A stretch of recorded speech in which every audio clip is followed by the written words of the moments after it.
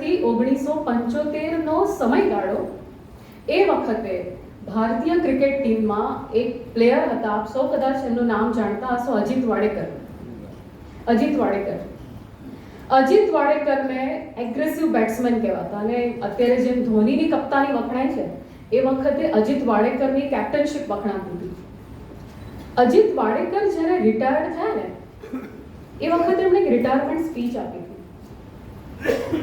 અજીત વાડેકરે કીધું કે હું ડોમેસ્ટિકનો બહુ સારો ખેલાડી હતો, મારું ડોમેસ્ટિક પરફોર્મન્સ બહુ જ સરસ હતું, એટલે મારા ડોમેસ્ટિક પરફોર્મન્સને ધ્યાનમાં રાખીને મને ડેબ્યુ મેચમાં આમંત્રણ આપવામાં આવ્યું, મને સિલેક્ટ કરવામાં આવ્યો ઇન્ટરનેશનલ ગેમ્સ માટે. અને હું બહુ ખુશ હતો, કારણ કે કોઈ ડોમેસ્ટિકના ખેલાડીને ઇન્ટરનેશનલ માટે જ્યારે પસંદ કરવામાં આવે એટલે બહુ ગર્વની વાત કહેવાય. હું પહેલી ઇનિંગ રમવા માટે આવ્યો, અજીત વાડેકર કહે છે, હું પહેલી ઇનિંગ રમવા માટે આવ્યો અને પહેલી ઇનિંગમાં જોરદાર રીતે હારી ગયો. આઈ કુડન્ટ પરફોર્મ વેલ. પછી મને બીજો મોકો આપવામાં આવ્યો કે ભાઈ ખેલાડી સારો છે, એનું પરફોર્મન્સ ઘણું સારું છે ડોમેસ્ટિકમાં, તો બીજો મોકો આપ્યો. મને બીજો મોકો આપવામાં આવ્યો. બીજી વાર પણ હું બહુ જ ખરાબ રીતે હારી ગયો. હવે મને થયું કે માણસને એક વાર માફ કરીએ, બે વાર માફ કરીએ, ત્રીજી વાર માફી ન મળે. એટલે મને મનમાં થયું કે હવે મને ત્રીજી વાર તો નહીં જ લે ટીમમાં, પણ તેમ છતાં ત્રીજી ઇનિંગમાં પણ મને સિલેક્ટ કરવામાં આવ્યો. અને એ વખતે હું ગ્રાઉન્ડ પર પહોંચ્યો, પિચ ઉપર મારી પોઝિશન લીધી, મારા હાથમાં બેટ હતું અને હું પહેલી ડિલિવરી ફેસ કરી રહ્યો હતો, અને પહેલી જ ડિલિવરીમાં મારું સ્ટમ્પ ઉડી ગયું. I was clean bowled on the first બોલ. અને એ વખતે એ માત્ર સ્ટમ્પ નહોતું ઉડ્યું, પણ મારું કરિયર ખતમ થઈ ગયું હતું. મને લાગ્યું કે હવે મને ઇન્ટરનેશનલ મેચમાં ક્યારેય મોકો નહીં મળે, બિકોઝ ત્રીજી વાર પણ મેં ભૂલ કરી, ત્રીજી વાર પણ હું આઉટ થઈ ગયો. અને આંખમાંથી આંસુ પડવાની જ વાર હતી, અને પેવેલિયનમાં જાય છે, અને કોઈ શબ્દો સંભળાતા નથી આજુબાજુના. પેવેલિયનમાં જાય છે અને પેકઅપની તૈયારી કરે છે કે હવે 3 વાર મેં પરફોર્મ નથી કર્યું, હવે તો કોઈ ચોથો મોકો તો આપે છે. 3 વાર હારી ગયા, પેકઅપની તૈયારી કરી, અને ચોથા દિવસે ફરીથી અજીત વાડેકરનું ટીમમાં નામ બોલાય છે. And he was very surprised કે 3 વાર મેં પરફોર્મ નથી કર્યું, 3 વાર હું આઉટ થઈ ગયો, છતાંય મારું નામ બોલાય છે. અને એમણે તપાસ કરી કે શું કારણ હતું. ગઈકાલે જ્યારે હું આઉટ થયો હતો ને, અજીત વાડેકર કહે છે, એ વખતે કમેન્ટેટરમાં એક બાહોશ ખેલાડી અને શબ્દોના સોદાગર જેને કહેવાય એવા વિજય મર્ચન્ટ હતા. આપ સૌ કદાચ એમનું નામ સાંભળ્યું હશે, Vijay Merchant. He was a very wonderful commentator. અને એ કોઈ સાદી કોમેન્ટ્રી ના કરે, એ એક્સપર્ટ કોમેન્ટ્રી માટે જ આવે. એટલે હું જ્યારે આઉટ થયો ને ત્યારે વિજય મર્ચન્ટે માઇક ખેંચી લીધું અને બોલ્યા, what a marvellous delivery, wonderful ball, we have to honour the ball. આવા બોલનું તો સન્માન કરવું જોઈએ. અજીત વાડેકરે બરાબર કર્યું છે, આવા બોલ પર કોઈ જ ના રમી શકે, એને આઉટ જ કરવો પડે. એમ કરીને એમણે અજીત વાડેકરની વાત ઢાંકી દીધી અને બોલના વખાણ કરવાનું શરૂ કર્યું. અજીત વાડેકર કહે છે, એ દિવસે વિજય મર્ચન્ટ જો મારા માટે આ 2 શબ્દો ન બોલ્યા હોત ને તો મારું ઇન્ટરનેશનલ કરિયર ખતમ થઈ ગયું હોત.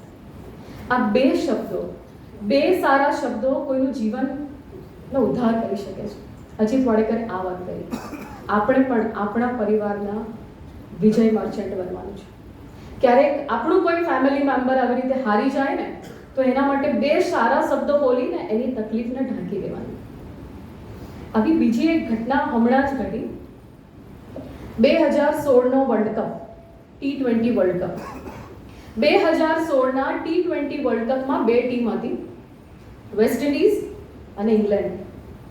હવે ઇંગ્લેન્ડ માટે એવું કહેવાય છે કે એ હાર્ડલી કોઈ વર્લ્ડ કપ જીતે છે, એ સેમીફાઇનલ અને ત્યાં સુધી પહોંચવામાં જ આઉટ થઈ જતું હોય.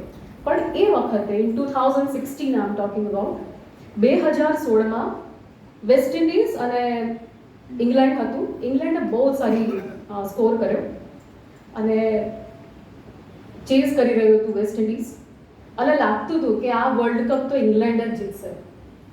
અને 4 બોલ બાકી હતા, છેલ્લા લાસ્ટ ઓવર, 4 બોલ બાકી અને 24 રન કરવાના. It was hardly impossible.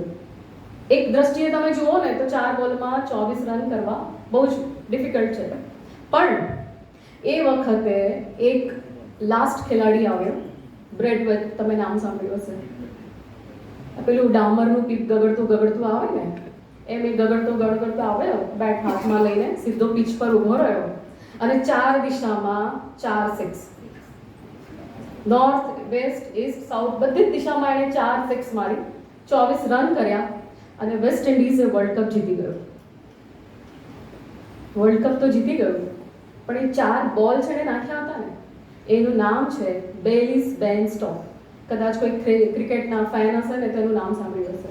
ઇંગ્લેન્ડનો ખેલાડી છે સ્ટોક એ જ વખતે ત્યાં આગળ પિચ ઉપર ધ્રુસકે રડે છે, કારણ કે એને થાય છે કે માત્ર મારા 4 બોલના કારણે મારો દેશ વર્લ્ડ કપ હારી ગયો. એ ત્યાં પિચ ઉપર રડે છે અને એ ટીમનો કેપ્ટન હતો મોર્ગન. એ મોર્ગન એની પાસે આવે છે, એને સાંત્વના આપે છે અને એને પેવેલિયનમાં લઈ જાય છે. થોડી વાર પછી વર્લ્ડ કપ આપવા માટે બધા ભેગા થાય છે, બધી ટીમ મેદાનમાં આવી જાય છે. એ વખતે મોર્ગન પણ એને પકડીને લઈને આવે છે. સ્ટોક રડ્યા જ કરે છે, કારણ કે એને બહુ જ ગિલ્ટી ફીલ થાય છે કે just because of my wrong bowling my nation loss the world cup. એને આ દુઃખ થાય છે, એટલે એને પકડીને લઈને આવે છે કે ચાલ, અને સતત રડે છે સ્ટોક. અને વર્લ્ડ કપની સેરેમની પૂરી થાય છે, આગળ પ્રેસ કોન્ફરન્સ ભરાઈ હોય છે અને મોર્ગન સ્પીચ આપવા માટે આવે છે. 8 મિનિટની સ્પીચ આવી. 8 મિનિટની સ્પીચમાં મોર્ગને 3 લોકોને એડ્રેસ કર્યું. સૌથી પહેલા મોર્ગને એડ્રેસ કર્યું એમના દેશવાસીઓને. Morgan, captain of the England team, એવું બોલે છે કે મને ખબર છે આપ સૌને બહુ દુઃખ થયું છે, અમે તમારું દિલ તોડ્યું છે, તમને બહુ હર્ટ થયું છે, હાથમાં આવેલી જીત અમે ખોઈ બેઠા છે, પ્લીઝ અમને માફ કરી દો. તમે લોકો તો એ વખતે ઈડન ગાર્ડનમાં આપણી આ મેચ રમાતી હતી, કલકત્તાનું ઈડન ગાર્ડન. હા, એ વખતે અહીંયા બેસીને આ મેચ એ લોકો હાર્યા હતા, એટલે એના દેશવાસીઓને કહે છે કે તમે તો અહીંથી હજારો કિલોમીટર દૂર છો અને એ હાર તમે ત્યાં બેસીને જોઈ છે, અમારી હાર તો અમે નજરની સામે જોઈ છે. અમારા પર કેટલું વીત્યું હશે, અમને કેટલું દુઃખ થયું હશે, તો પ્લીઝ અમને માફ કરી દો, પ્લીઝ. આ પહેલું એડ્રેસ દેશવાસીઓને કર્યું મોર્ગને. બીજું એડ્રેસ એમણે કર્યું ત્યાં બેઠેલા મીડિયા પીપલ, પ્રેસ કોન્ફરન્સમાં બધા બેઠા હોય છે. મોર્ગન સુંદર વાત કરે છે. મોર્ગને પ્રેસ કોન્ફરન્સમાં બેઠેલા લોકોને કહે છે, અમારી હાર છે ને, અમારી હાર વિશે તમે છાપાઓ ભરજો, મને વાંધો નથી, તમારે જે લખવું હોય ને એ લખજો, પણ આ છેલ્લા 4 બોલ માટે પ્લીઝ પ્લીઝ પ્લીઝ હું રિક્વેસ્ટ કરું છું, આ છેલ્લા 4 બોલ માટે તમે વધારે ના લખતા. આ સ્ટોક છે ને ઉગતો ખેલાડી છે અને હું તમને શરત મારીને કહું છું કે આવતા ભવિષ્યમાં આ સ્ટોક આપણને મેચ જીતાડી આવશે. મને એની ક્ષમતા પર ભરોસો છે. આ શબ્દો મોર્ગન ઉચ્ચારે છે 2016માં. મોર્ગન એ ટીમનો કેપ્ટન છે અને આ બોલવા માટે ગટ્સ જોઈએ. તમારી હારેલી ટીમના તમારા પ્લેયર્સ માટે વખાણ કરવા ને, એના માટે પણ you need lots of guts. અને મોર્ગન આ કહે છે. અને ત્રીજું એડ્રેસ એ કરે છે એના ટીમ મેમ્બર્સને. એ 11 ખેલાડી જ્યાં સામે ઊભા હોય છે. પેલો સ્ટોક રડ્યા જ કરે છે. મોર્ગન કહે છે સ્ટોકને, કેમ ભાઈ, કેમ આટલો પોઝિટિવ? આ દુઃખ તારે એકલાએ સહન કરવાનું? તને ખબર છે આગલી મેચ જ્યારે આપણે જીત્યા ને, ત્યારે એ જીતની ખુશી આપણે 11માં વહેંચી છે. એ વખતે મેં નથી વિચાર્યું કે મેં મેચ જીતાડી છે. આજે આપણે હારી ગયા ને, તો આ દુઃખ પણ આપણે 11માં વહેંચીશું. अगर खुशी के 11 पार्ट तो गम के भी 11 भाग होंगे. આ દુઃખ તારે એકલાએ નથી સહન કરવાનું. એ મોર્ગનને ઉદ્દેશીને કહે છે, સ્ટોકને ઉદ્દેશીને કહે છે અને એ બધા ખેલાડીને કહે છે કે આ સ્ટોક છે ને, એને 72 કલાક સુધી આપણે એકલો નથી મૂકવાનો. આ દુઃખમાં આપણે એની સાથે રહેવાનું છે. સાહેબ, એ 2016ની સાલ હતી. 2019માં ઇંગ્લેન્ડ વર્લ્ડ કપ જીતી ગયું અને હમણાં જ 2022માં પણ ઇંગ્લેન્ડ વર્લ્ડ કપ જીતી ગયું, and that is just because of Stokes best performance. આ છે મોર્ગન અને આ હતા વિજય મર્ચન્ટ. આપણે પણ આપણી ફેમિલીના મોર્ગન બનવાનું છે અને વિજય મર્ચન્ટ બનવાનું છે. દીકરાથી કોઈ ભૂલ થઈ ગઈ, નોકરી છૂટી ગઈ, ધંધામાં ખોટ ગઈ, ઓલરેડી એને ઘાવ પડેલા છે, ઓલરેડી એ દુઃખી છે. એ ઘા ઉપર મીઠું નથી ગભરાવાનું, એ વખતે સોફ્રામાઇસિન લગાવવાની છે તમારે તમારા બે સારા શબ્દોથી. બે સારા શબ્દો શું કરી શકે ને, આ મેં તમને એના લાઈવ એક્ઝામ્પલ આપ્યું. તમે જો કોઈ સંગીતના શિક્ષક હોય ને તો હાર્મોનિયમમાં બે પ્રકારની કી હોય, એક બ્લેક અને એક વ્હાઈટ. એ બ્લેક કી છે ને એ સેડનેસનું પ્રતીક છે, દુઃખનું પ્રતીક છે બ્લેક કી, અને વ્હાઈટ કી એ સુખનું પ્રતીક છે. હેપી મોમેન્ટ્સ વ્હાઈટ કી અને સેડ મોમેન્ટ્સ બ્લેક કી. હવે તમે મને કહો જે સંગીત જાણતા હશે, હું એકલી બ્લેક કી ચલાવું તો સંગીત નીકળશે? શક્ય જ નથી. હું એકલી વ્હાઈટ કી ચલાવીશ તો એમાંથી સુરાવલી પ્રગટશે? નહીં પ્રગટે. શું કરવું પડે? Black white black white black white. આપણું જીવન પણ આવું છે, black white black white black white. જો એકલું વ્હાઈટ હશે તો પણ સંગીત નહીં થાય, અને એકલી બ્લેક હશે ને તો પણ સંગીત નહીં થાય. Happy moments and sad moments are part of living. Happy moments and sad moments are part of living, and to be happy in every moment is art of living. આપણે આ કળા શીખવાની છે. જો આ કળા આપણે શીખી જઈએ ને તો જીના ઇસી કે નામ હે.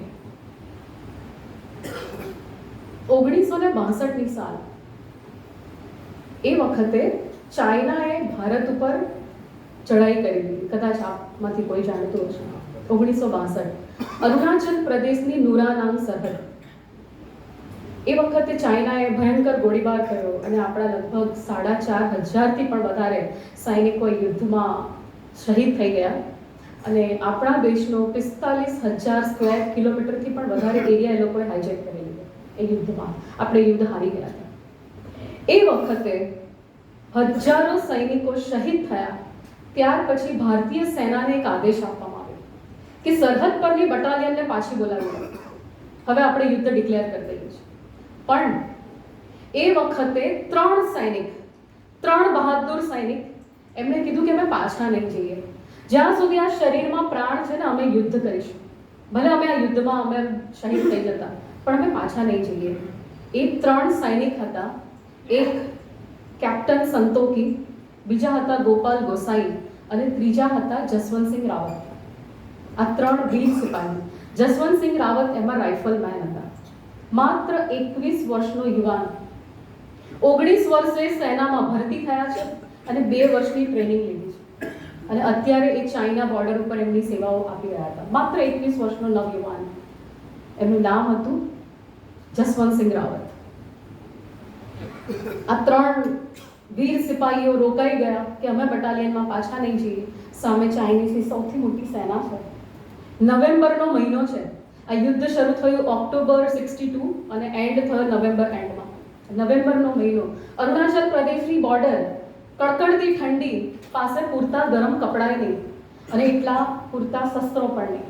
તેમ છતાં આ વીર બહાદુર સૈનિક કે છે અમે યુદ્ધ કરીશું અને મરતા સુધી અમે યુદ્ધ કરીશું. યુદ્ધ કરતા કરતા એક મોમેન્ટ એવી આવે છે કે પેલી બોર્ડર હોય ને, ચાઇનાની બોર્ડર, ત્યાં આગળ આપણે ફેન્સિંગ લગાવી હોય, એનાથી એ લોકો 12 યાર્ડ દૂર હતા. 12 યાર્ડનું ડિસ્ટન્સ હતું, અને ત્યાંથી એમણે એક હેન્ડ ગ્રેનેડ ફોડ્યો. હેન્ડ ગ્રેનેડ હાથમાં લઈને આપણે ફેંકી. એ હેન્ડ ગ્રેનેડ આમ કરીને ફેંક્યો, અને સામે સરહદની પેલી બાજુ ઘણા બધા ચાઇનીઝ સૈનિકો ત્યાં માર્યા ગયા. પછી આ લોકો આમ લુપાતા છુપાતા પેલી બાળની નીચેથી ભરાઈને સીધા પેલી બાજુ ગયા, અને ત્યાં બંકર્સ હતા. બંકર એટલે જેમાં બધા ગોલા બારૂદ હથિયારો બધા રાખ્યા હોય. આ લોકો અંદર ગયા. બંકરમાંથી જેટલું લઈ શકાય ને એટલી બધી જ વસ્તુઓ લઈને લોકો પાછા આવી ગયા. પણ પાછા ફરતા હતા ને ત્યારે ચાઇનીઝ સૈનિકોએ ભયંકર ગોળીબાર કર્યો, અને એ વખતે કેપ્ટન સંતોકી અને ગોપાલ ગોસાઈ એ જગ્યાએ શહીદ થઈ ગયા, અને બાકી બચ્યા એક જસવંતસિંહ રાવત. જસવંતસિંહ રાવતે પોતાના બંને મિત્રોની લાશ જોઈ છે એમની પાસે, પણ છતાંય હિંમત નથી હાર્યા. એ કહે છે હું એકલો લડીશ. જ્યાં સુધી મારા શરીરમાં પ્રાણ છે ને હું લડીશ. હું આ ચાઇનીઝ સેનાને મારા દેશની ધરતી પર પગ નહીં મૂકવા દઉં. અને લડે છે. અને ક્યાં સુધી લડે છે? 72 કલાક સુધી એકલા હાથે યુદ્ધ કરે છે. 72 કલાક સુધી, ડે નાઇટ. સામેવાળાને તો એવું લાગે છે કે અમારી સાથે એક આખી બટાલિયન લડી રહી છે, પણ અહીંયા માત્ર એક જ સિપાહી હતો. એની પાસે જેટલા પણ શસ્ત્રો હોય છે એનાથી યુદ્ધ કરે, મશીન ગનથી, ક્યારેક ઝાડની પાછળથી, ક્યારેક પહાડની પાછળથી, ક્યારેક પેલી બાજુથી એ સતત ગોળીબાર કરે છે. 72 કલાક સુધી આ વીર સિપાહીએ એ ચાઇનીઝ સેનાના 300 સૈનિકને ઠાર કરી દીધા એકલા હાથે. 300 સૈનિક. જસવંતસિંહ રાવત. ગુરુ ગોવિંદ સિંહનું પેલું વાક્ય છે ને, 1.25 લાખ સે એક લડાઉં તબ ગોવિંદ સિંહ નામ કહું. આ ઉક્તિને આ જસવંતસિંહ રાવતે સાર્થક કરી બતાવી. અને 72 કલાક 3 દિવસ સતત લડ્યા પછી, 300 સૈનિકને માર્યા પછી ચાઇનીઝ સેનાને ખબર પડી કે આ તો એક જ વ્યક્તિ આપણી સાથે લડી રહ્યો છે. એટલે ત્યાંથી એ લોકો આવ્યા અને એને ઘેરી લીધું, અને ઘેરીને ત્યાં જ એનું મસ્તક એના ધડથી અલગ કરી દીધું અને એ માથું એમની સાથે લઈને ગયા. આ માણસના લીધે અમારા 300 સૈનિક શહીદ થયા છે, આને અમે નહીં છોડીએ, અને પોતાના દેશમાં લઈને ગયા. પણ 4-5 દિવસ પછી મસ્તક ગર્વભેર પાછું સોંપે છે કે તમારા વીર સિપાહીને તો અમે સલામ કરીએ છીએ, અમારી ચાઇનીઝ સેના પણ સલામ કરે છે. શું વીરતા છે આ માણસની! હમણાં સાહેબે એક સરસ પંક્તિ કહી ઘણી દહીંવાલાની કે જિંદગીનો એ જ સાચે સાચ પડઘો છે ગની, જિંદગીનો એ જ સાચે સાચ પડઘો છે ગની કે હાજર ન હોય વ્યક્તિને નામ એનું બોલાયા કરે. આ જસવંતસિંહ રાવત આ એક જ એવો વીર સિપાહી છે આખા વિશ્વમાં કે જેના નામની આગળ ક્યારે પણ સ્વર્ગીય નથી લખતું. કારણ કે એ માનતા જ નથી કે જસવંતસિંહ રાવત આપણી વચ્ચેથી નીકળી ગયા છે. હજુ પણ એ જીવે છે, હજુ પણ એમની આત્મા એ સરહદની સુરક્ષા કરે છે. એ સરહદ ઉપર, નુરા નામ સરહદ ઉપર એમના નામનું એક ગામ છે અને એમનું એક સ્ટેચ્યુ છે.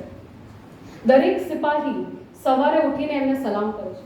જે રીતે આપણે ભગવાનના મંદિરોના દર્શન કરીએ ને એ રીતે દરેક આર્મી મેન જસવંતસિંહ રાવતને સલામ કરે છે. આ વ્યક્તિએ એવું જીવન જીવ્યું છે અને એવું કહેવાય છે કે એ જીવતા હોત ને એમને જે રીતે પ્રમોશન મળતા, આજની તારીખમાં પણ એમને એ રીતે જ પ્રમોશન મળે છે. એ જ્યારે શહીદ થયા ત્યારે એમની એ રાઇફલમેન હતા, પછી એમને કેપ્ટન તરીકે, મેજર તરીકે ઉત્તરોત્તર એમને પ્રમોશન્સ મળતા ગયા અને આજે લેફ્ટનન્ટ કર્નલની પોઝિશન ઉપર છે. આ જિંદગી છે, આ દેશભક્તિ છે. અને માત્ર આપણા વીર સૈનિકોએ જીવ નથી ગુમાવ્યો. તમે વિચાર કરો આપણી દેશની માતાઓ કે જે પોતાના દીકરાઓને આવી યુદ્ધ લડવા માટે મોકલે છે, એમનું જીગર કેટલું હોય. દૂર દેશમાં, દૂર સરહદ ઉપર પોતાનો દીકરો શહીદ થયો છે અને ગામમાં એક મા બેઠી છે, એની ઉંમર 55-65ની આસપાસ છે અને એને મેસેજ મળે છે કે તમારો દીકરો શહીદ થઈ ગયો છે. શહીદ દીકરાની લાશ કોફિનમાં ભરીને એ ગામમાં આવે છે. આજુબાજુ સૈનિકો છે, તિરંગાની અંદર એનો મૃતદેહ લપેટાયેલો છે. કોફિન એ માની સામે મૂકવામાં આવે છે. માં કહે છે કોફિન ઉઘાડો. કોફિન ઉઘાડે છે, દીકરાના ચહેરાના દર્શન કરે છે અને માં કહે છે આ કફન હટાવો. સૈનિકો કહે છે માં તમે નહીં જોઈ શકો, માં એનું શરીર લોહીથી ખરડાયેલું છે, તમે એને નહીં જોઈ શકો, પ્લીઝ માં જીદ ન કરો. હું કહું છું ને એ મારો દીકરો છે, તમે એનું કફન હટાવો. એ કફનને અહીંયા સુધી હટાવે છે, હજુ વધારે એમ કરીને માં સતત એનું કફન હટાવડાવે છે અને પેટ સુધી આખું જ કપડું ખુલ્લું કરે છે અને જુએ છે પોતાના દીકરાની નગ્ન છાતી અને પછી કહે છે એને ઢાંકી દો. હું માત્ર એ જોવા માંગતી હતી કે મારા દીકરાએ યુદ્ધમાં ગોળીઓ સામી છાતીએ જીવી છે કે નહીં. એણે યુદ્ધમાં પીઠ તો નથી બતાવીને, એની આખી છાતી ગોળીઓથી વિંધાયેલી છે. વાહ મારા સપૂત દીકરા, તને તારી માં સલામ કરે છે. તારા જેવા 100 દીકરા હોત ને તને દેશની સેવા માટે મૂકી દે. આ આપણા દેશની માં છે, આ કુરબાની છે, આ બલિદાન છે. અને આવા પરિવારો માટે સહાનુભૂતિ માટે આગળ આવ્યા આપણા ગુજરાતના એક 85 વર્ષના સિનિયર સિટીઝન. ભાવનગરમાં રહે છે, સરકારી નોકરી કરતા હતા, SBI બેંકમાં ક્લાર્ક તરીકે સેવા આપતા હતા. પોતાની આ જીવન જેટલી પણ મૂડી ભેગી થઈ ને 1 કરોડ રૂપિયાનો ચેક એમણે આર્મી વેલફેર ફંડમાં આપ્યો. Army welfare fund. અને નિસંતાન દંપતી છે, એમની આગળ પાછળ કોઈ સેવા કરનાર પણ નથી, પણ છતાંય એનો પણ વિચાર કર્યા વગર એક ક્લાસ 3 કર્મચારી પોતાની મરણ મૂડી આ દેશની સેવામાં, આવા પરિવારોની સેવામાં આપે છે. તો મારા માટે જીના ઇસી કા નામ આપણો ચરોતર પ્રદેશ તો એનઆરઆઈનો પ્રદેશ કહેવાય છે. ઘર ઘરમાં કોઈ લંડનમાં હોય, કોઈ આફ્રિકામાં હોય, કોઈ અમેરિકામાં હોય. પણ મને એમ થાય કે આપણે કોઈ પણ દેશમાં કેમ ના વસતા હોઈએ. આ દેશ પ્રત્યે આપણો પ્રેમ છે ને એ ક્યારે ઓછો ન થવો જોઈએ. આ દેશ, આપણી આ જે સંસ્કૃતિ છે, આ દેશની માટીમાં જે પ્રેમ, જે ભાવના છે ને, એ કદાચ તમને બીજા કોઈ દેશની માટીમાં નહીં મળે. કોરોનામાં આપણા દેશમાં લોકોએ જેટલી સેવા કરી છે ને, કદાચ વિશ્વના કોઈ દેશમાં આવી સેવા નહીં થઈ હોય. એનું કારણ એ છે કે આપણા દેશમાં એ સંસ્કાર છે, એ આપણા દેશની પેટન્ટ છે, જે બીજા કોઈ દેશમાં નથી. સન 1902ની એક ઘટના. 1902માં ગ્વાલિયરના એક રાજા, એ રાજાનું નામ છે રાજા જયસિંહ. ગ્વાલિયરના રાજા, રાજા જયસિંહ. 1902માં એ લંડનમાં હતા. કોઈક કામ માટે લંડનમાં ગયા. અને તમે જો એક રાજા હોય એટલે ઇટ્સ નોટ નેસેસરી કે હંમેશા એ રાજાના અટાયરમાં રહે, રાજાશાહી કપડામાં જ રહે, એવું જરૂરી નથી. એ લંડનમાં હતા અને 6-7 મહિના એ લંડનમાં રોકાયા. અને એક દિવસ એમની ઈચ્છા થઈ કે લાવો ને રોલ્સ રોયસના શોરૂમમાં જઈએ આપણે. ત્યાં લંડનમાં રોલ્સ રોયસનો શોરૂમ હતો અને રાજા જયસિંહ એ શોરૂમમાં જાય છે. એ જેવા શોરૂમની અંદર પ્રવેશવાની કોશિશ કરે છે ને, ત્યાં આગળ એક ગોરિયો ચોકીદાર બેઠો હોય છે, પેલો વોચમેન. એટલે આમ ધારીને જુએ છે. Indian? Yes. Indian and dogs are not allowed in Rolls Royce showroom. ભારતીયો અને કૂતરાઓ માટે રોલ્સ રોયના શોરૂમના દરવાજા બંધ છે, તમે અંદર નહીં પ્રવેશી શકો. રાજા જયસિંહ એક પણ શબ્દ બોલતા નથી, ચૂપચાપ ત્યાંથી નીકળી ગયા. રાજા જયસિંહ પછી 7-8 દિવસ ગયા. એમણે રોલ્સ રોયસના શોરૂમના માલિકને ફોન કર્યો કે હું ભારતનો રાજા, ગ્વાલિયરનો રાજા જયસિંહ બોલું છું અને મારે તમારા શોરૂમની મુલાકાત લેવી છે, હું આવી રહ્યો છું. એટલે તો શોરૂમના માલિકે ભવ્ય તૈયારી કરી, આખા શોરૂમને શણગારી દીધો, લાલ ઝાંઝો પાથરી દીધી કે ભારતના રાજા આવી રહ્યા છે, એમનું તો ભવ્ય સન્માન કરવું જોઈએ.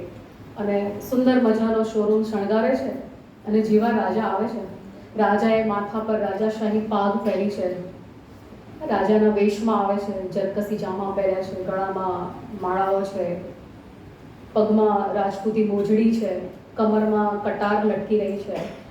એકદમ રાજાશાહી રૂઆબ સાથે એ રોલ્સ રોયસના શોરૂમમાં આવે છે અને પહેલા એમનું ભવ્ય સ્વાગત કરીને અંદર લઈ જાય છે. આ વખતે રાજાને શોરૂમ જોવામાં કોઈ જ ઇન્ટરેસ્ટ નથી. એ જેવા અંદર જાય છે ને એટલે રાજા એક જ પ્રશ્ન પૂછે છે, તમારા શોરૂમમાં રોલ્સ રોયસ કાર કેટલી? એટલે કે 14 ગાડીઓ છે અત્યારે. અચ્છા, બીજી ખરી? હા, ગોડાઉનમાં બીજી 4 તૈયાર થઈ રહી છે, સાંજ સુધીમાં શોરૂમમાં લાગી જશે. એટલે ટોટલ મારી પાસે 18 ગાડીઓ છે. એટલે રાજા જયસિંહે એવું કીધું, આ ગાડીનો ભાવ કેટલો છે? જો સાહેબ એમ એવું છે ને કે આ રોલ્સ રોય ગાડી છે, આ પ્રીમિયમ કક્ષાની કાર છે, આ કાર જેવા તેવા ખરીદી ના શકે, પણ અમારે ત્યાં ઇન્સ્ટોલમેન્ટની વ્યવસ્થા છે. આજકાલ આપણે બધું ઇન્સ્ટોલમેન્ટમાં લેતા હોય છે, આપણે લગ્ન પણ ઇન્સ્ટોલમેન્ટમાં કરીએ છીએ. ઇન્સ્ટોલમેન્ટની વ્યવસ્થા છે રાજા, એટલે એ તમે આપી શકશો, તમારે જોઈએ ને તો અમે તમને કાર આપી દઈશું. એટલે રાજાએ એક વાત કરી, ઇન્સ્ટોલમેન્ટની વાત નહીં કરો મારી સાથે, હું 1 સ્ટોક પેમેન્ટ કરીશ, આ 18 ગાડીઓના બિલ મને આપો. એટલે પેલા લોકોની આંખો આમ ફોડી ફોડી, 18 ગાડીઓ? અમારા ઇંગ્લેન્ડમાં કોઈ એક ગાડી નથી ખરીદી શકતા અને તમારે 18 કાર જોઈએ છે? હા, 18 કારનું બિલ બનાવો, કેટલું થાય છે? એટલે પેલા ભાઈએ બિલ બનાવ્યું, રાજાજી આટલું થશે. એને વિશ્વાસ હતો કે આટલું કોઈ ખરીદી જ ના શકે, આ રોલ્સ રોયસ કાર છે. એટલે રાજાએ એવું કીધું કે આ 18 ગાડીઓ તો બરાબર છે, પણ મારે આ બધી જ ગાડીઓ ભારત મોકલાવી છે, એનો શિપમેન્ટ ચાર્જ કેટલો થશે? એટલે ભારત દરિયાઈ રસ્તે મોકલવાનો ચાર્જ કેટલો થશે? એટલે પેલા એ બીજું બિલ બનાવ્યું અને ટોટલ કર્યું. રાજાએ 1 સ્ટોક પેમેન્ટ કર્યું, ત્યાં તે ચેક આપી દીધો, આ 18 ગાડીઓ મારા દેશમાં મોકલી આપો. અને સંદેશો મોકલાયો દેશમાં કે ઇંગ્લેન્ડથી 18 રોલ્સ રોય હું મોકલાવી રહ્યો છું અને તમારે આ ગાડીને કચરા પેટી તરીકે વાપરવાની છે. ગ્વાલિયરના રાજ્યમાં રોલ્સ રોય કચરા પેટી તરીકે વપરાશે, એમાં કચરો ઉઠાવશે. આપણે ત્યાં મ્યુનિસિપાલિટીવાળા સવારે આવે છે એ રીતે રોલ્સ રોય કચરો ઉઠાવ્યો છે એ જમાનામાં 1902 ની વાત કરું છું. અને ધીરે ધીરે આ સમાચાર આખા દેશમાં પ્રસરી ગયા. અરે રાજાની શું રાજાશાહી છે, શું લક્ઝરી છે, રોલ્સ રોય કચરો ઉઠાવે. અને છાપામાં મોટા મોટા ફોટા આવે, ફ્રન્ટ પેજ પર ગાડીમાં કચરો ભરેલો છે. અને આખા દેશમાં દુનિયામાં બધા સમાચાર પ્રસરી ગયા. રાજાની શું રાજાશાહી છે, રોલ્સ રોયસ કચરો ઉઠાવે. અને આ વાત ફરતી ફરતી પેલા રોલ્સ રોયના માલિક સુધી પહોંચી. એનું આખું પ્રોડક્શન ઠપ થઈ ગયું. જે ગાડી કચરો ઉઠાવતી હોય એ ગાડીને આપણે થોડી ખરીદાય. આ મેસેજ પહોંચી ગયા. એટલે પેલા લોકોએ રાજાને ફોન કર્યો, રાજા આ શું કરો છો તમે? આ અમારી ગાડીનો કચરો કરી નાખ્યો તમે. આ રોલ્સ રોય કાર છે કે કચરા પેટી તરીકે ના વપરાય. અમારું પ્રોડક્શન ઠપ થઈ ગયું. આ મહિનામાં નથી વેચાતી ને અઠવાડિયામાં વેચાતી હતી ને એટલી હવે મહિનામાં નથી વેચાતી. પ્લીઝ રાજા કંઈક કરો, તમે એનો આવો ઉપયોગ બંધ કરાવી દો. આ રોલ્સ રોયનો આવો ઉપયોગ બંધ કરાવી દો, અમારી કંપનીને બહુ મોટું નુકસાન થઈ રહ્યું છે. એટલે રાજાએ કીધું, તમે જ્યારે ભારતીયોને કૂતરા કીધા ને ત્યારે આ વાત નથી સૂજી તમને? અત્યારે મેં ફૂલ પેમેન્ટ કર્યું છે, ગાડી મારી માલિકીની છે અને કચરા પેટી તરીકે વાપરું કે એનું ગમે તે રીતે વાપરું એ મારા પર છે. એમાં તમારે આ બાબતમાં તમારે નહીં બોલવાનું. રાજા પ્લીઝ રિક્વેસ્ટ, તમે ભારતીયો તો બહુ ઉદાર છો. હા, તમારી ભારતીયની સંસ્કૃતિ તો બહુ મોટી કહેવાય. એટલે રાજા એવું કીધું કે અમે એને સન્માન આપીએ છીએ જે બીજાને સન્માન આપે છે.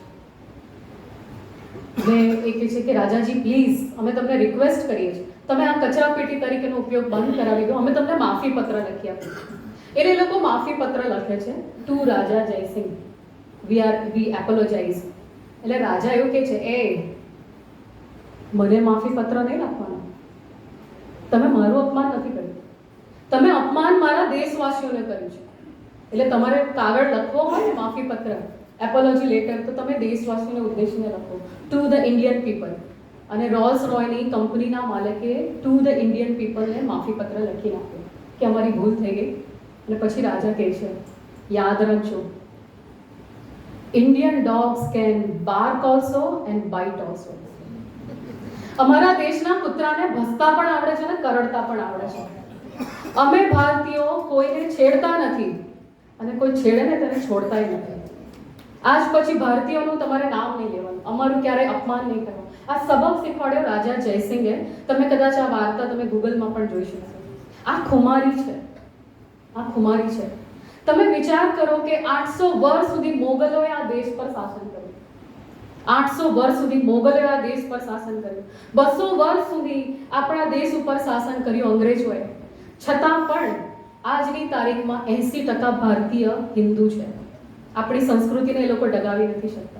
यूनान मिस्र सब मिट गए जहां से, कुछ बात है कि हस्ती मिटती नहीं हमारी, सदिया रहा है दुश्मन दौरे जहां, सारे जहां से अच्छा हिंदुस्तान हमारा. આ હિન્દુસ્તાનની આ ખુમારી જો આપણે જાળવી રાખીએ ને તો કહેવાશે કે જીના ઇસી કા નામ હૈ.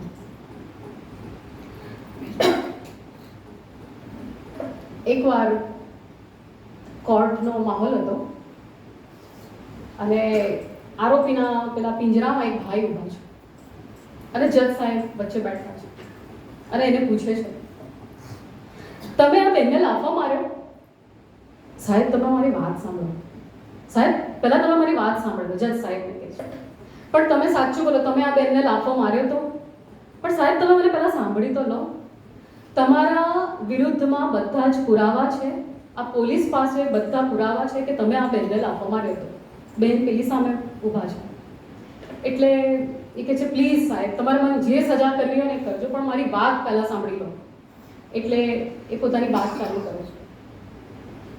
એ ભાઈ કહે છે કે હું બસમાં બેઠો હતો અને મારી સામેની સીટમાં આ બેન આવે. એમની જોડે મોટો થેલો હતો.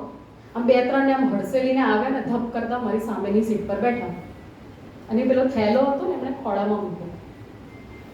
થોડી વાર પછી કંડક્ટર આવ્યા અને કંડક્ટરે એ બેન પાસે ટિકિટના પૈસા માંગ્યા. એટલે આ બેને શું કર્યું, પેલો મોટો થેલો હતો ને એની ચેન આમ કરીને ખોલી, થેલો ખોલ્યો અંદર બીજો એક થેલો હતો, એની ચેન ખોલી. એમાં એક ત્રીજો મીડિયમ પર્સ હતું, એની ચેન ખોલી. એમાં એક એનાથી નાનું પર્સ હતું, એની ચેન ખોલી. એમાં એક નાનું વોલેટ હતું, એની ચેન ખોલી. એમાં આટલું નાનું પર્સ હતું, એની ચેન ખોલી. અને એમાંથી એક કોથળી કાઢી, અને કોથળી ઉપર રબર બેન્ડ હતું. એમણે રબર બેન્ડ કાઢ્યું, એમાંથી 4 10ની નોટ કાઢી, 2 નોટ કંડક્ટરને આપી, અને બીજી નોટ કોથળીમાં મૂકી, રબર બેન્ડ ભરાવ્યું, એ નાના પર્સમાં મૂક્યું, ચેન બંધ કરી. મીડિયમ પર્સમાં મૂક્યું, ચેન બંધ કરી. એનાથી મોટા પર્સમાં મૂક્યું, ચેન બંધ કરી. અને સૌથી મોટા પર્સમાં મૂકીને ચેન બંધ કરી સાહેબ. પછી કંડક્ટરે ટિકિટ આપી અને 4 રૂપિયા છૂટા આપ્યા. ફરીથી ચેન ખોલી. એ ભાઈ, આ શું મંડ્યા છો તમે? હા, આવી ખોટી ખોટી વાતો ના કરો. તમે આ બેનને લાફો માર્યો તો કે નહીં એ કહી દો મને. એ કહે છે સાહેબ જોયું, મેં હજુ પૂરું નથી કર્યું અને તમે ચડાઈ ગયા. તમે વિચાર કરો, હું તો ત્યાં બેઠો હતો, હું તો ડાયરેક્ટ કન્સર્ન પાર્ટી હતો, ઓબ્ઝર્વર હતો. મારી શું હાલત થઈ હશે? મેં તો આ બધું જોયું છે, એટલે મેં આ બેનને લાફો મારી દીધો. જજ કહે છે કે આ ભાઈને છોડી દો. ઇરિટેશન. આપણે છે ને બહુ નાની નાની વાતમાં રિએક્ટ કરતા હોઈએ છીએ. આપણી જે રિસ્પોન્સ આપવાની જે સમય છે ને એ બહુ ઘટી ગયો છે. we become very irritated immediately. મહાભારતમાં આપ સૌને ખબર છે, આખી સભા બેઠી હોય છે. સામે ધૃતરાષ્ટ્ર છે, એની બાજુમાં ભીષ્મ પિતામહ બેઠા છે, આ બાજુ દ્રોણાચાર્ય છે, કૃપાચાર્ય છે, પાંડવો બેઠા છે, સામે કૌરવો બેઠા છે. અને દ્રૌપદીને વાળ ખેંચીને એ સભામાં લઈ આવવામાં આવે છે. દ્રૌપદી ચીસો પાડે છે, બચાવવાની કોશિશની બૂમો પાડે, પણ કોઈ એને સાંભળતું નથી. એને વાળ ખેંચીને એ સભામાં લઈ આવવામાં આવે છે. અને સામે એના 5 પતિ બેઠા છે નીચે મસ્તક કરીને.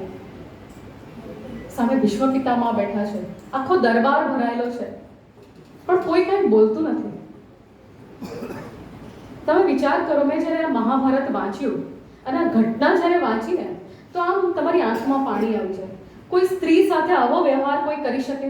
આટલી હદનો વ્યવહાર. એમાં જે સંવાદો લખ્યા છે, દુર્યોધને જે વાત કરી છે, એટલી અશ્લીલ અને ગંદી હરકતો કરી છે, તમે એને વર્ણન ન કરી શકો, તમે બોલી ન શકો. અને આપણને એવું થાય કે ભારત વર્ષમાં એક આવી ઘટના ઘટી જાય આપણા દેશમાં, અને આખી સભામાંથી કોઈ વિરોધ નથી કરતું, કોઈ બોલતું નથી. પણ એ વખતે એક મરદનો બચ્ચો ઊભો થાય છે એ આખી સભામાંથી. એ પાંડવ નહોતા, એ કોઈ પેલા મહારથી પણ નહોતા જે સિંહાસનની આજુબાજુ બેઠા છે. એ એક માણસ હતો જે કૌરવમાંથી ઊભો થાય છે. અને કર્ણ નહીં, એ વિકર્ણ હતો. અને વિકર્ણ કહે છે, આ શું કરી રહ્યા છો તમે લોકો? દુશાસન, તને ભાન પડે છે તું શું કરે છે? દુર્યોધન ખોટું થઈ રહ્યું છે, આ ક્રમ ખોટો છે. 12મા સ્ટેપમાં યુધિષ્ઠિર પોતાની જાતને હારી ચૂક્યો છે. એક હારેલો માણસ પોતાની પત્નીને દાવ પર કેવી રીતે લગાવી શકાય? જ્યારે હું મારું સર્વસ્વ હારી ચૂકી છું, મને કોઈ હક નથી કે હું મારી પત્નીને દાવ પર લગાવી શકું. આ ક્રમ ખોટો છે. દ્રૌપદી પણ આ જ પ્રશ્ન પૂછે છે, મને ક્રમ સમજાવો, તમે કઈ રીતે મને હારી ગયા છો? અને હું કોઈ વસ્તુ નથી, હું એક સ્ત્રી છું. એક સ્ત્રીને તમે દાવ પર લગાવી શકો? વસ્તુ માનીને એને દાવ પર લગાવો છો? દ્રૌપદી વિરોધ કરે છે, અને એકમાત્ર વિકર્ણ એનો વિરોધ કરે છે. વિકર્ણને ખબર છે નાનો ભાઈ છે, દુશાસનનો, દુર્યોધનનો નાનો ભાઈ છે, મારું કઈ નહીં ચાલે. આ બધા માંધાતાઓ બેઠા છે ને, એની સામે મારો અવાજ કોઈ નહીં સાંભળે. પણ છતાંય વિકર્ણએ અવાજ ઉઠાવ્યો અને વિરોધ કર્યો. અને દુર્યોધને બેસ છાના મના, આ બધું અમે જોઈ લઈશું, તારે બોલવાની કઈ જરૂર નથી, અને એને કાઢી મૂકે છે બહાર. આવું જ એક સુંદર પાત્ર હતું રામાયણમાં. રામાયણમાં માતા સીતાને પેલો રાવણ ઉઠાવીને લઈ જાય છે, ત્યારે એની વારે એક પક્ષી આવે છે, જટાયુ. જટાયુને ખબર છે કે આ રાવણ તો મહાવીર છે, આ માયાવી રાક્ષસ છે, એની સામે મારું કંઈ નહીં ચાલે. પણ છતાંય માતા સીતાને બચાવવાની કોશિશ કરે છે. એની બંને પાંખો કપાઈ જાય છે, આખો લોહી લુહાણ થાય છે, અને જમીન પર પડીને મૃત્યુ પામે છે. પણ એને એક ખુમારી હતી કે સીતાને બચાવવામાં મેં યોગદાન આપ્યું છે. હું આ વાત એટલે કરી રહી છું કે આજના સમયમાં ધોળા દિવસે બેન દીકરીના ગળા કપાતા હોય અને એ વખતે સોશિયલ મીડિયામાં લોકો વિડીયો બનાવીને મૂકે છે. કેમ કોઈ વિકર્ણ નથી પામતો? કેમ કોઈ જટાયુ એ વખતે આગળ નથી આવતો? આપણી અંદર રહેલો એ જટાયુ અને વિકર્ણ જો સમય પર જાગી જાય ને તો હું કહીશ કે જીના ઇસી કા નામ હૈ.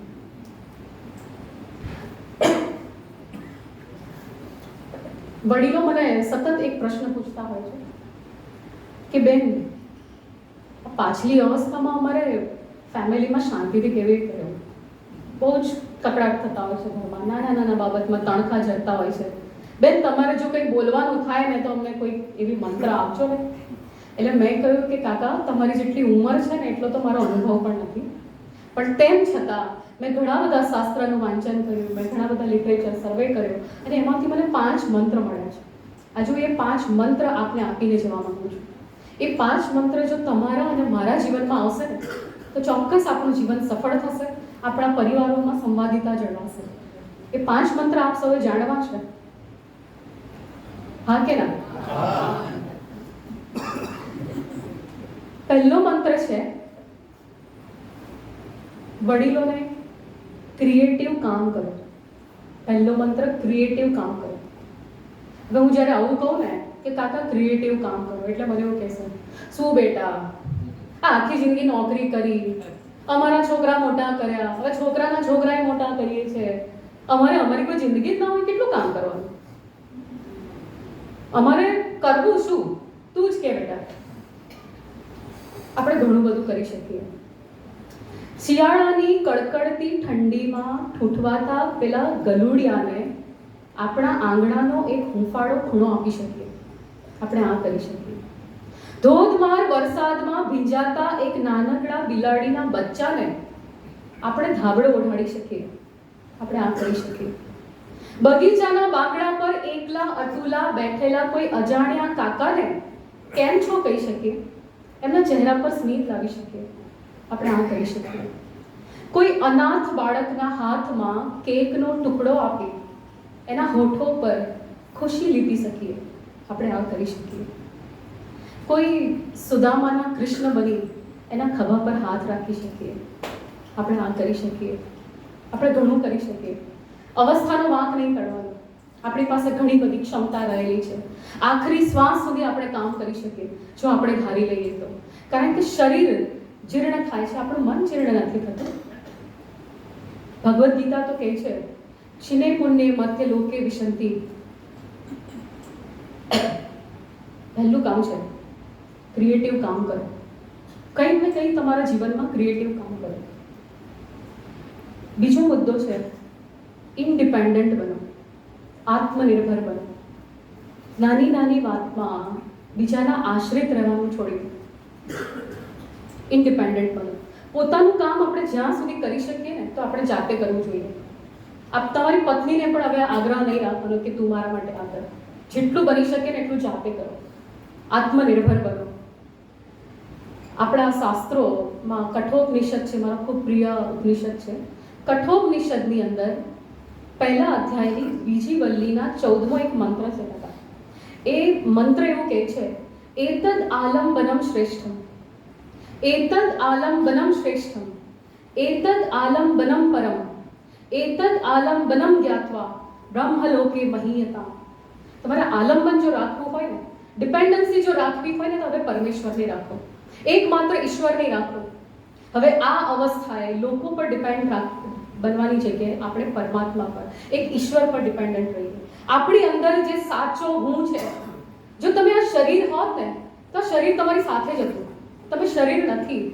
તમારી આંખોની ઝાંખક, તમારા ખરી ગયેલા વાળ, તમારા ચહેરાની કરચલી, તમારા હૃદયની નળીઓમાં આવેલા બ્લોકેજ, તમારા ઢીંચણના વા, તમારા પગના સોજા, આ બધું તમે નથી. તમે આનાથી વિશેષ છો. તમારી અંદર જે શાશ્વત હું રહેલો છે ને એ તમારું સાચું સ્વરૂપ છે. હવે એને જાણવાની કોશિશ કરવાની છે.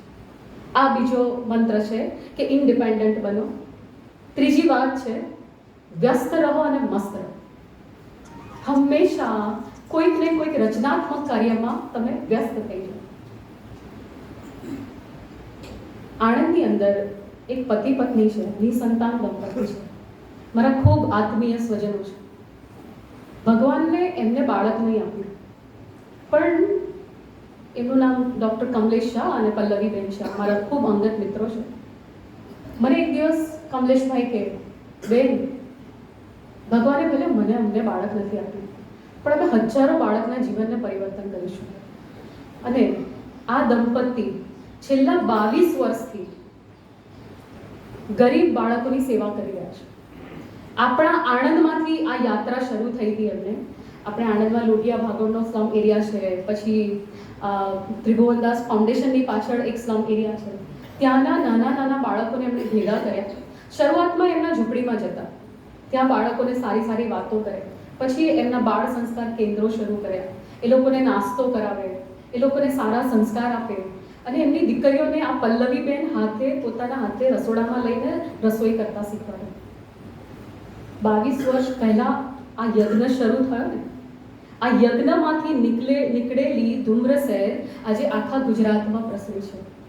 એમણે 10,000થી પણ વધારે બાળકોનું જીવન પરિવર્તન કર્યું છે.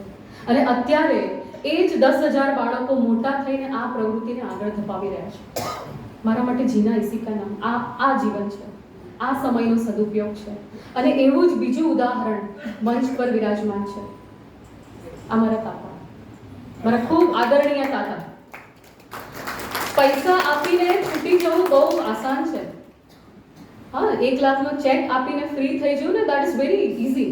પણ એ 1 લાખ રૂપિયાનું સુનિયોજન કરવું, રાઈટ પર્સન સુધી એ પૈસા પહોંચાડવા, રાત દિવસ તાળ તડકો કોરોના કોઈ પણ સિઝન એમાં અટકવું નહીં, અને કોઈ પણ લાભાર્થી બચી ન જાય, એને તકલીફ ન પડે, એનું જો સાચા હૃદયથી કોઈ સેવા કરતા હોય ને, તો મારા વિપિન કાકા છે.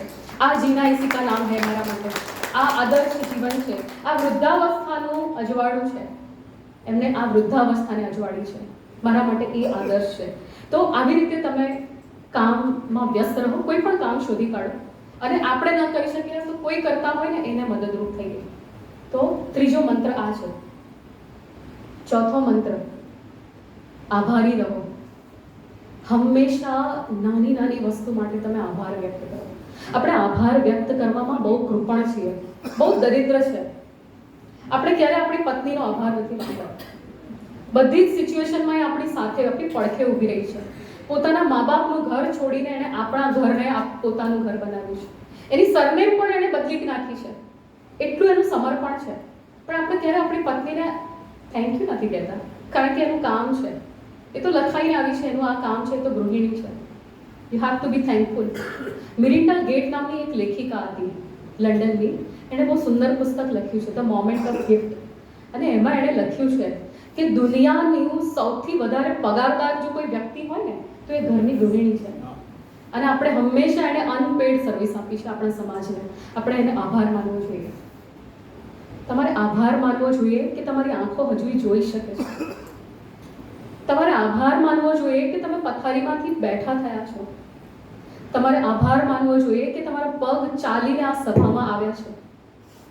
તમારે આભાર માનવો જોઈએ કે આ હૃદય હજુ એ ધબકે છે. તમારે આભાર માનવો જોઈએ કે આ ફેફસા હજુ એ શ્વસે છે. આપણે આભાર માનવા માટે ઘણી બધી વસ્તુઓ છે. આપણે આભાર માનવો જોઈએ કે આપણને આવા વડીલો મળ્યા છે કે જે આ સભાનું આટલું સુંદર સંચાલન કરી રહ્યા છે. આ મહેશભાઈ પટેલ જે પ્રેસિડેન્ટ છે, અને આ બધા જ મહાનુભાવો જે મંચ પર વિરાજમાન છે, આવા મહાનુભાવોનો આપણને આશ્રય મળ્યો છે. વી have to be very thankful. આભાર વ્યક્ત કરો. તમે ઈશ્વરનો આભાર વ્યક્ત કરો. સવારે ઉઠીને પરમાત્માનો આભાર વ્યક્ત કરો. આજે હું જીવતો ઉઠ્યો છું ને, તારો ખૂબ ખૂબ આભાર ભગવાન. આ દુનિયામાં એવા કેટલાય છે કે સવારનો સૂરજ નથી જોઈ શકતા. આપણે આભારી રહેવું જોઈએ, ઈશ્વરના પણ આભારી રહેવું જોઈએ. આ ચોથો મંત્ર છે. અમિતાભ બચ્ચન કહે છે, આપણે કેવું અહંકાર બહુ હોય છે. આ પાછલી ઉંમરે પણ અહંકાર તો એટલો જ રહે છે સાહેબ, એમાં કોઈ કન્સેશન નથી આવતું. અમિતાભ બચ્ચન કહે છે कि कोई रूठे तो उसे जल्द ही मना लीजिए. गुरूर की जंग में अक्सर जुदाई जीत जाती है. कोई रिसाई जाए ने तो ने तरत मनावी लेजो. सिद्धियोंनी ऊंचाई करता संबंधोनी ઊંડાઈ વધારે દેખાય છે. कोई रूठे तो उसे जल्द ही मना लीजिए. गुरूर की जंग में अक्सर जुदाई जीत जाती है. ગુરુર એટલે અહંકાર. તમારો અહંકાર જ્યારે વચ્ચે આવશે ને ત્યારે સંબંધો તૂટી જશે. એટલે અહંકારને તમે ઓછો કરી નાખો. આ ચોથો મંત્ર છે. પાંચમો મંત્ર, મદદ કરો. તમારાથી શક્ય એટલી બીજાને મદદ કરો.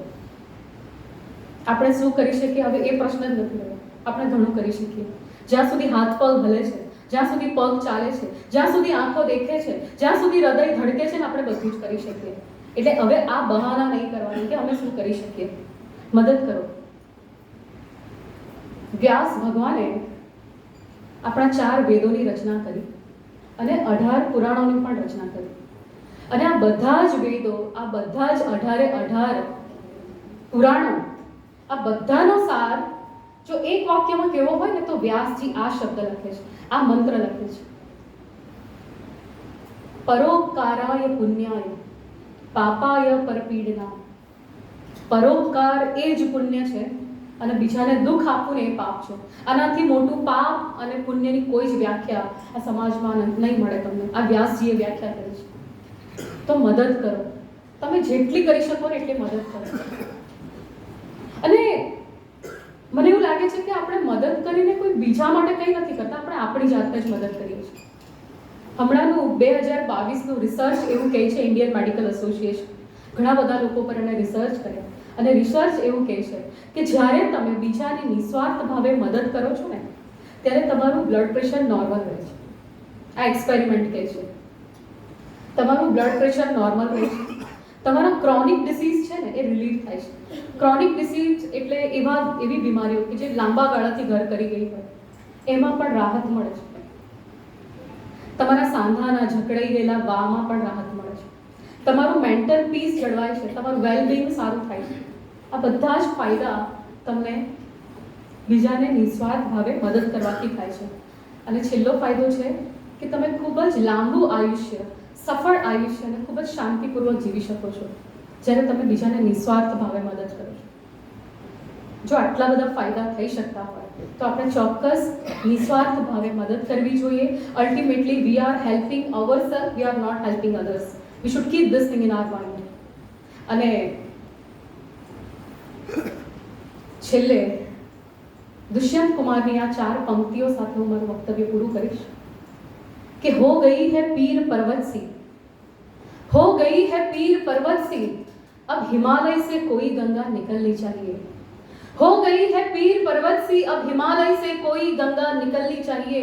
मेरे सीने में नहीं तो तेरे सीने में ही सही, मेरे सीने में नहीं तो तेरे सीने में ही सही, हो कहीं पे भी ये आग जलनी चाहिए.